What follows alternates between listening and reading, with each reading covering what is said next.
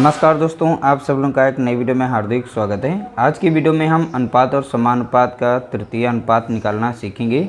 और आप लोगों को बता दें, टोटल इसमें 4 प्रश्न हैं, चारों के चारों मोस्ट इंपॉर्टेंट हैं। आप देखेंगे सभी के सभी प्रश्न अलग अलग नेचर पर आधारित हैं। देखिए यहाँ पर सिंगल पूछ लिया गया तृतीय अनुपात, अगली बार हम पूछेंगे चतुर्था और तृतीया के बीच में संबंध। ठीक है, दशमलव में मध्यानुपात निकालना हो, फिर उसके बाद तृतीया, फिर उनका अनुपात पूछा जाता है। इस तरीके से हमने टोटल 4 रखे हैं प्रश्न, चारों के चारों बहुत ही ज़्यादा महत्वपूर्ण है, ध्यान रखिएगा। तो पहला प्रश्न हम स्टार्ट कर रहे हैं। देखिए 25 और 35 के बीच तृतीय अनुपात ज्ञात कीजिए। जब भी हमें तृतीय अनुपात निकालना होगा तो यहाँ पर हमारे पास दो वैल्यू दी जाएंगी, ए और बी। तो इस तरीके से यहाँ फार्मूला हमें लगाना है, बी का कर देना है स्क्वायर यानी वर्ग कर देना है, और ए से इसे डिवाइड कर देना है। ये छोटा सा फार्मूला था। तो यहाँ पर हम करेंगे 35 का वर्ग करेंगे और 25 हम नीचे रखेंगे। देखिए आपको वर्ग नहीं आता है तृतीय अनुपात में, कोई बात नहीं, ठीक है। तो यहाँ पर देखिए, यहाँ 35 का वर्ग क्या है, तो 35 को 2 बार आप लिख दीजिए, ठीक है। तो 35 को 2 बार लिखेंगे और फिर 25 को नीचे रखेंगे। आप इसे आसानी से काट सकते हैं, 5 से कट जाएगी, 5 25 और 50 सते 35, फिर 5 से कटेगी, 5 एकम 5 और 50 सते 35। तो यहाँ 7 और 7 बचा है, 7 सती कितना हो जाएगा, तो आप बताएंगे 49 हो जाएगा। तो देख सकते हैं बहुत ही आसानी से हमने तृतीय अनुपात यहाँ पे निकाल लिया। कितना आया है, तो आप बताएंगे 49 आया है इसका राइट आंसर।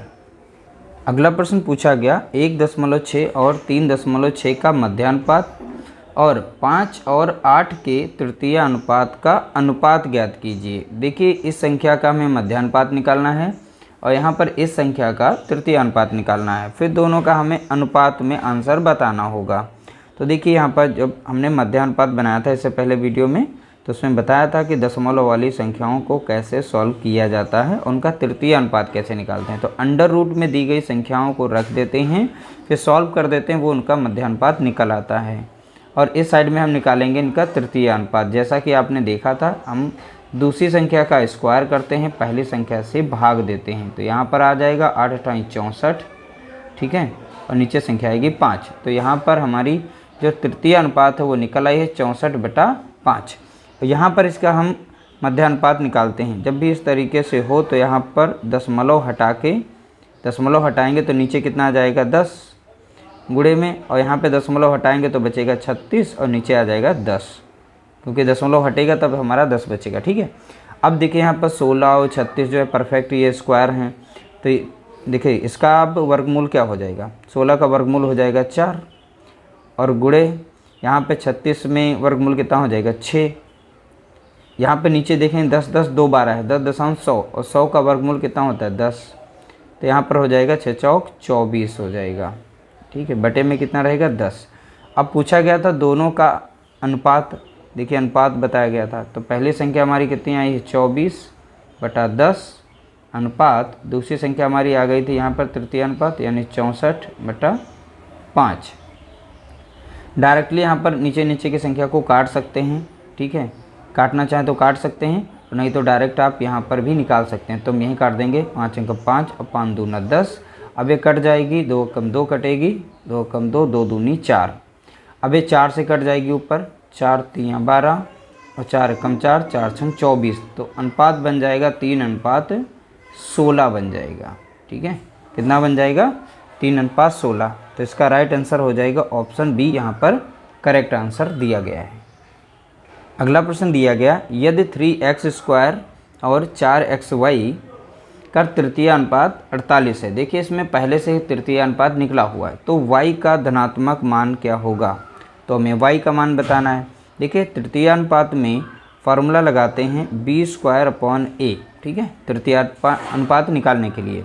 तो इसमें a हो गया, ये b हो गया, तो इसका करेंगे स्क्वायर, तो xy हो जाएगा, स्क्वायर हो जाएगा, अपॉन में रहेगा कितना 3x² रहेगा, बराबर में दिया गया है कितना 48, क्योंकि ये निकला हुआ है पहले से तृतीय अनुपात, तो 48 है, तो यहाँ पे 48 रखेंगे। अब इन दोनों को सॉल्व करेंगे तो इसका वर्ग करेंगे तो कितना हो जाएगा 4 चौके 16 हो जाएगा, कितना हो जाएगा 16। अब यहाँ पे x² हो जाएगा, क्योंकि इनकी पावर 2 बार गुणा करोगे x तो पावर बढ़ जाती है, तो y की भी पावर कितनी हो जाएगी 2। नीचे जो संख्या थी हमारी वही रहेगी 3x² बराबर में 48 था, तो 48 यहाँ पर लिख देंगे। अब देखिए यहाँ पर एक्स स्क्वायर ऊपर है, एक्स स्क्वायर नीचे, तो ये जाएंगे कट जाएंगे, ठीक है।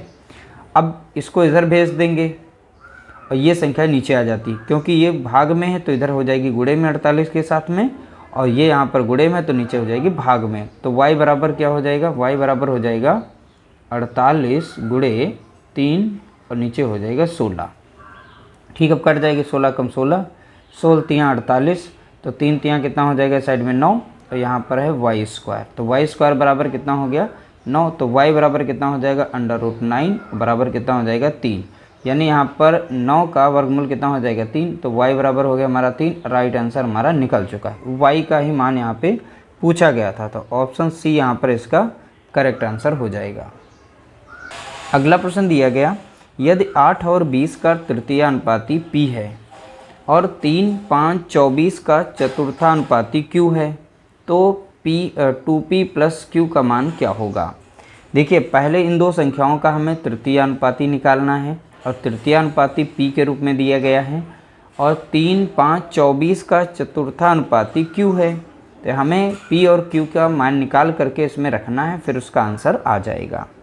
तो देखिए तृतीयानुपाती के लिए जो पहला हमारा डाटा दिया गया है, तो हम दोनों का डाटा यहाँ पर रख के निकाल लेते हैं। तो इस दूसरी वाली संख्या का हम करेंगे वर्ग, पहली संख्या से करेंगे भाग, ठीक है। तो बन जाएगा कितना 400 बनेगा, अपान में रहेगा कितना 8, कट जाएगा, तो 8 कम 8 और 8 पंचे 40, एक 0 बचा। तो यहाँ पर p का मान कितना निकला है, देखिए यहाँ तृतीय अनुपात कितना p, तो p हमारा बराबर कितना हो जाएगा 50 हो जाएगा। तो इस तरीके से हमने p की वैल्यू यहाँ पर निकाल ली। अब यहाँ पर हम q की वैल्यू निकालेंगे। इसमें पूछा गया था चतुर्थानुपात। देखिए चतुर्थानुपात के लिए दी गई संख्याओं, जैसे 3 डाटा दिया जाता है चतुर्थानुपात में, तो लास्ट की जो 2 संख्याएं होंगी उनका गुणा करना है, पहले से भाग दे देना है। तो यानी 5 गुणे कितना हो जाएगा 24 हो जाएगा, डिवाइड कर देंगे हम 3 से भाग देंगे, 3 कम 3 और 3 अट्ठे 24, 8 आ गया। तो 8 पंचे कितना हो गया, तो आप बताएंगे यहाँ पर 40 हो गया। तो q बराबर हो गया हमारा कितना 40 हो गया। अब देखिए p और q का यहाँ पे मान निकल चुका है, अब इसमें वैल्यू में पुट कर देंगे, किसमें 2p + q में, आपका आंसर आ जाएगा। तो 2 हो गया, अब p हमारा कितना था 50, अब प्लस में q कितना है हमारा 40, तो हो जाएगा 50 दूनी हो जाएगा 100 + 40 बराबर कितना हो गया 140 हो जाएगा। ये इसका राइट आंसर है, यानी ऑप्शन बी यहाँ पर इसका करेक्ट आंसर हो जाएगा। इस तरीके से आपने देखा कि हमने बहुत ही आसानी से चारों प्रश्नों को सॉल्व किया है, और आप देखते हैं यहाँ पर हमारे प्रश्न एक सिंपल नहीं होते हैं, यानी आपके एग्ज़ाम्स के अकॉर्डिंग ही प्रश्न होते हैं, जो कि एग्ज़ाम में इसी तरीके से प्रश्न पूछे जाते हैं। उम्मीद करते हैं आप लोगों को वीडियो आज की पसंद आई होंगी। पसंद आई तो लाइक करिएगा, शेयर करिएगा।